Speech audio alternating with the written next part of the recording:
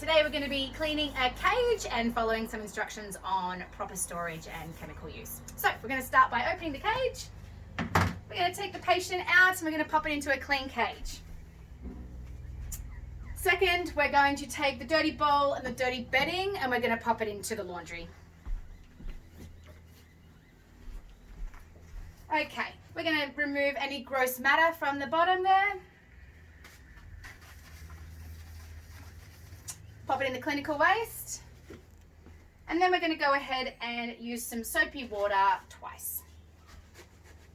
Starting from the top, working your way down and around, finishing on the bottom.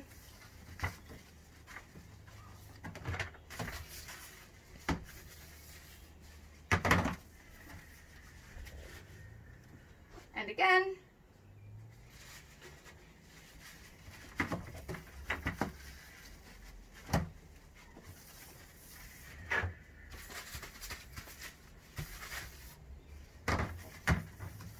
Removing clinical waste. Then we're going to be using F10 today, twice. The first time spraying and wiping, the second time we're going to leave it on for 10 minutes to soak in.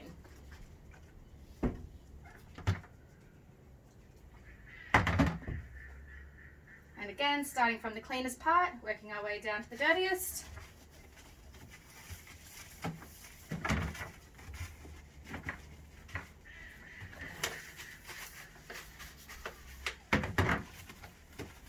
Removing clinical waste, and we're going to spray again. And we're going to leave that for 10 minutes.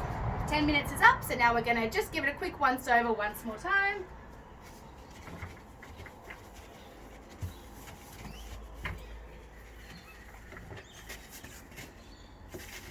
Alrighty.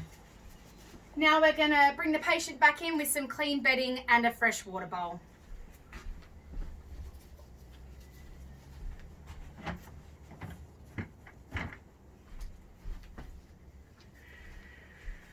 Okay, so that's all done. Cage is closed. So what I've done is I've followed my cleaning protocol, and I'm just going to take my gloves off.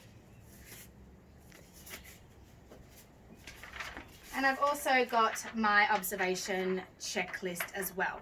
But just quickly, I'm going to write a little note on how I cleaned the cage so the next person can see that. That's the chart there going on this one. Cool. Alrighty, so we're going to move on to our stock list now. So what we have today is we have 2 cages, one that's the patient's in already and the clean cage that we put it in whilst we're cleaning the dirty cage. 2 towels, dirty one, then a fresh one to make sure the patient comes into that one correctly. 2 bowls, 1 dirty, 1 clean.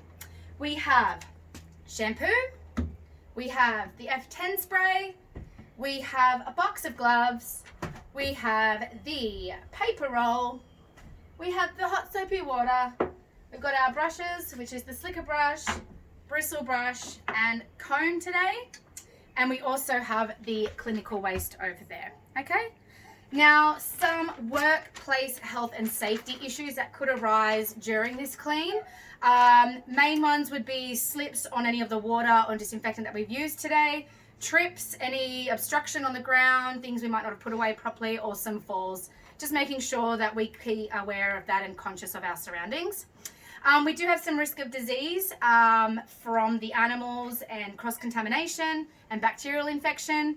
And also we have the behavioral risk of the animal as well. So making sure that we check the demeanor of the animal before we actually go into the cage to remove it and make sure he's happy, or if not, we act appropriately. So we're going to move on to cleaning our equipment. So we have our 3 brushes today. What we're going to do is we're going to start by removing the fur from our brushes. And this one, pop that in the bin. And then we've got some hot soapy water here with the disinfectant. So we're going to pop that in there, let it soak for a little bit, make sure it's nice and clean. Whilst that's happening, I'll get a clean towel.